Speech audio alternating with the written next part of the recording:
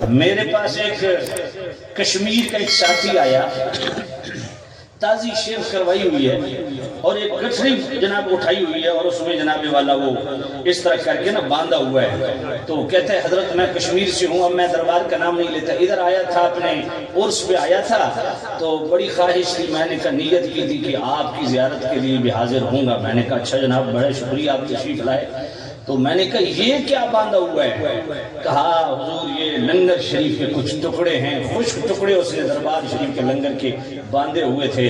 میں نے کہا کدھر لے کے جا رہے ہیں؟ کہا برکت والے بچوں کے لیے لے کے جا رہے ہیں. میں نے کہا یہ بتائیں نماز پڑھتے ہیں تو بڑا گٹھائی سے کہتے ہیں کوشش تو کرتے ہیں لیکن کبھی کبھی رہ جاتی ہے. تو میں نے کہا یہ جو تازی شیو کروا کے استانے پہ گیا تھا پیر اور لتر کو نہیں مارے؟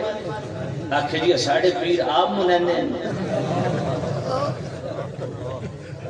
جی. میں نے کہا یار مجھے ایک بات بتاؤ، یہ جو ٹکڑے دربار شریف کے تو نے اتنے سمیٹ لپیٹ کے رکھے ہیں، میں نے کہا پیر کے دربار سے سال کے بعد تمہیں خشک ٹکڑے ملے ہیں تو ان کی اتنی وفا اور قدر کر رہا ہے. میں نے کوئی ظالم آدمی، جو میرا رب تمہیں صبح بھی تازہ ناشتہ کھلاتا ہے، دن کو بھی تازہ کھانا دیتا ہے، رات کو بھی تازہ کھانا دیتا ہے، اس کی وفا تمہیں کیوں بھول گئی؟ اس کا فرض کیوں نہیں ادا کرتا؟